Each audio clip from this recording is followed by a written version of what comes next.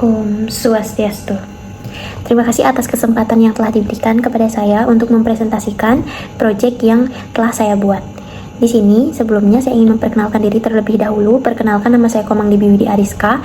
Saya dari kelas 2AB dengan NIM 24130111012. Pada proyek kali ini, saya sudah membuat 5 slide, yaitu yang slide pertama adalah data mentah yang sudah saya download pada BPS. Yang kedua tentang pertanyaan statistik dan kebijakan sosial ekonomi politik.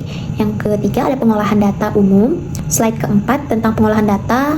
Yang kedua yaitu antara lain diagram. Yang terakhir yaitu jawaban yang sudah saya simpulkan dari olah data tersebut untuk menjawab pertanyaan yang ada di slide kedua. Pertama, saya akan membahas data mentah.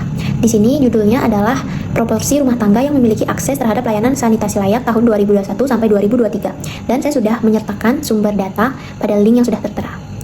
Dapat kita lihat pada tabel, yaitu terdapat 38 provinsi di Indonesia dan proporsi rumah tangga yang memiliki akses terhadap layanan sanitasi layak dalam satuan persen pada tahun 2021, 2022, dan 2023. Misal, pada Aceh tahun 2021 terdapat 77,55% proporsi rumah tangga yang memiliki akses terhadap layanan sanitasi layak.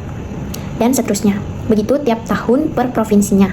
Namun, dapat dilihat dari beberapa provinsi yang ada yang memiliki data dengan nilai strip atau tanda strip, di mana ini menunjukkan kemungkinan data memang tidak tersedia atau tidak ada kasus yang ada atau nilainya 0. Selanjutnya pada slide kedua saya membuat 6 pertanyaan, yaitu 5 pertanyaan statistik dan 1 pertanyaan tentang kebijakan sosial ekonomi politik. Contohnya pada nomor pertama yaitu bagaimana tentang nasional proporsi rumah tangga yang memiliki akses terhadap layanan sanitasi layak pada tahun 2021 sampai 2023. Ini merupakan pertanyaan-pertanyaan yang akan saya jawab dari hasil pengolahan data umum dan pengolahan data berupa diagram atau grafik.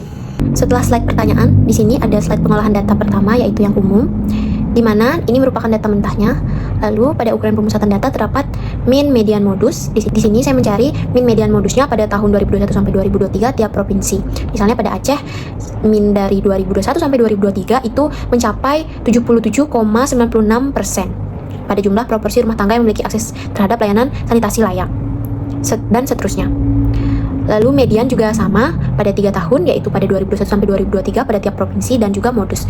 Lalu yang kedua terdapat ukuran pemusatan data, di mana di sini terdapat nilai max atau maksimum, minimum, range atau rentangan, defisiasi rata-rata, varians, dan standar deviasi.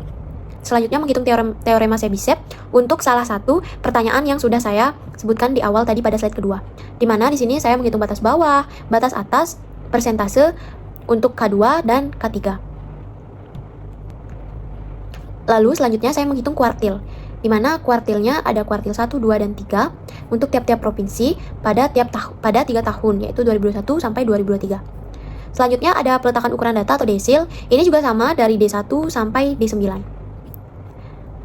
Lalu yang terakhir ada peletakan ukuran data persentil, di mana P10 sampai P100 untuk tiap-tiap provinsi pada tahun 2021 sampai 2023. Pada slide selanjutnya saya mencari atau menganalisa pengolahan data yang lebih spesifik lagi, mana terdapat tabel dan diagram untuk mencari jawaban dari pertanyaan yang sudah saya buat.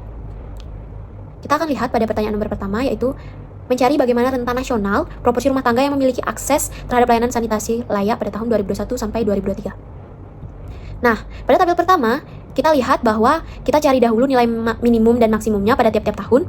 Lalu untuk rentangnya kita menggunakan rumus maksimum dikurang minimum pada tiap-tiap tahun. Lalu pada diagram 1.2 kita buatkan diagramnya, terlihat bahwa cenderung menurun dari tren data rentang nasional.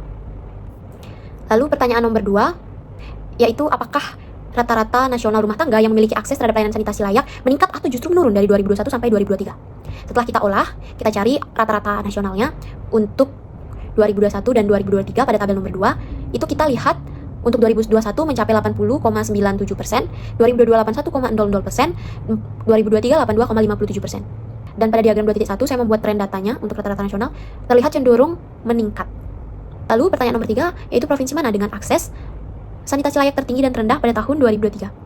Kita dapat lihat pada tabel nomor 3, untuk mencari provinsi dengan akses sanitasi yang tertinggi dan terendah itu kita menggunakan nilai maksimum dan minimum pada tahun 2023 saja, karena pertanyaan pada tahun 2023 saja. Tertinggi itu mencapai 96,42% pada Yogyakarta, dan provinsi yang paling terendah yaitu mencapai 43% pada Papua. Selanjutnya pada Selanjutnya pada pertanyaan nomor 4, yaitu berapakah persentase minimal provinsi yang jumlah proporsi rumah tangganya memiliki akses terhadap layanan sanitasi layak pada tahun 2023. Ini kita bisa cari, yaitu pada tabel nomor 3, persentase minimal provinsi yang jumlah proporsi rumah tangganya memiliki akses terhadap layanan sanitasi layak pada tahun 2023. Kita sediakan data untuk 2023 pada 38 provinsi. Pertama, kita hitung dulu rata-ratanya. Ini mencapai 82,57%. Lalu standar deviasinya, kita hitung dengan rumus STDF-P dari data 2023, sehingga mendapatkan 9,32%. Lalu kita menghitung batas bawahnya untuk satu standar deviasi. Itu rumusnya kita mengurangkan rata-rata dengan satu kali standar deviasi. Begitu juga batas bawah hanya saja tandanya berubah menjadi plus pada rumus, sehingga menjadi rumus rata-rata ditambah 1 dikali standar deviasi. Terlihat pada persentase Sebisepnya yaitu 43,68%. Sehingga minimal provinsi dengan jumlah proporsi rumah tangganya yang memiliki akses terhadap layanan sanitasi layak pada tahun 2023 mencapai 73,68%. Terakhir, yaitu apakah ada provinsi yang memiliki proporsi rumah tangga yang memiliki akses terhadap layanan sanitasi layak yang jauh berbeda dari provinsi lainnya pada tahun 2021 sampai 2023. Kita pada 3 tahun ini kita cari kuartilnya tiap-tiap tahun, lalu kita cari jangkauan kuartilnya dengan cara mengurangkan Q3 dengan Q1, lalu mencari batas bawah dan batas atas. Nah, pada tabel nomor 5 ini kita bisa cari, yaitu pertama kuartilnya pada tahun 2021, 2022, dan 2023. Lalu kita cari jangkauannya dengan mengurangkan Q3, kuartil 3 dengan kuartil 1, Q1. Lalu untuk batasnya, pada batas atas kita menambahkan kuartil 3 ditambah dengan 1,5 dikali jangkauan, dan batas bawahnya yaitu Q1 dikurang 1,5 dikali jangkauannya, sehingga mendapatkan nilai untuk batas atas dan batas bawah sekian. Nah, sedangkan pada di sampingnya itu terdapat diagram 5.1, di mana untuk memvisualisasikan yaitu distribusi proporsi rumah tangga yang memiliki akses terhadap layanan sanitasi layak tiap provinsi yang ada di Indonesia, yaitu sejumlah 38 provinsi. Terlihat bahwa Papua itu berada sangat jauh sekali dari provinsi lain, berbeda sangat jauh sekali. Dan setelah dicek dengan menghitung batas atas dengan batas bawah pada kuartil, kita mendapatkan bahwa ternyata setelah ditinjau berdasarkan tabel nomor 5 terkait jumlah proporsi rumah tangga yang memiliki akses terhadap layanan sanitasi layak pada tahun 2021, 2022, dan 2023, dapat ditemukan jumlah proporsi rumah tangga yang memiliki akses terhadap layanan sanitasi layak di luar rentangnya diketahui antara lain yaitu 65,55 sampai 96,74 pada tahun 2022 dan 64,53 sampai 98,26, dan pada tahun 2023 yaitu 66,12 sampai 99,62. Dan setelah dilihat, provinsi yang tidak ada pada rentan tersebut adalah Papua. Sehingga provinsi Papua masuk ke dalam provinsi yang sangat berbeda jauh dari batas atas dan batas bawahnya. Di mana pada 3 tahun berturut-turut yaitu nilai yang ia dapat 3 tahun berturut-turut yaitu 40,81, 40,34, dan 43. Inilah yang merupakan provinsi yang jumlah proporsi rumah tangga yang memiliki akses terhadap layanan sanitasi layaknya itu kurang nilainya dari batas-batas yang telah ditentukan, sehingga ia merupakan provinsi yang berbeda sangat jauh dari provinsi-provinsi lainnya. Nah, untuk pertanyaan selanjutnya yaitu pertanyaan kebijakan sosial ekonomi politik, saya mengambil pertanyaan provinsi mana yang perlu menjadi prioritas utama pemerintah dalam program peningkatan sanitasi layak berdasarkan tingkat keterbelakangan sanitasi dan dampak sosial ekonomi yang ditimbulkan.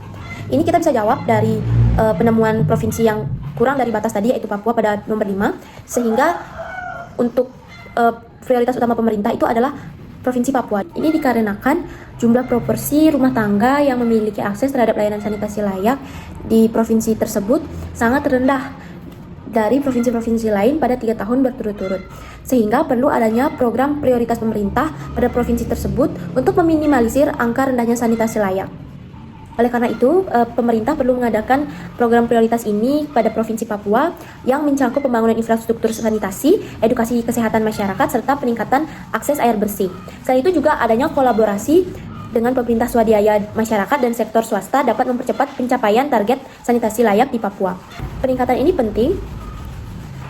Peningkatan ini penting sekali. Peningkatan akses ini penting karena tidak hanya berdampak pada kesehatan masyarakat saja, seperti menurunkan angka penyakit yang berbasis lingkungan seperti diare, infeksi saluran pencernaan, tetapi juga berkontribusi pada peningkatan kesejahteraan ekonomi dan sosial. Dengan kondisi sanitasi yang lebih baik, produktivitas masyarakat meningkat, angka stunting dan kematian dapat ditekan, serta menciptakan lingkungan yang lebih sehat dan berkelanjutan bagi generasi mendatang. Nah, itu merupakan jawaban-jawaban dari ke-6 pertanyaan tadi, yaitu 5 pertanyaan statistik dan 1 pertanyaan kebijakan sosial ekonomi politik. Sekian presentasi dari saya. Jika ada salah kata, saya mohon maaf. Saya tutup presentasi kali ini dengan Param Santi, Om Santi Santi Santi Om.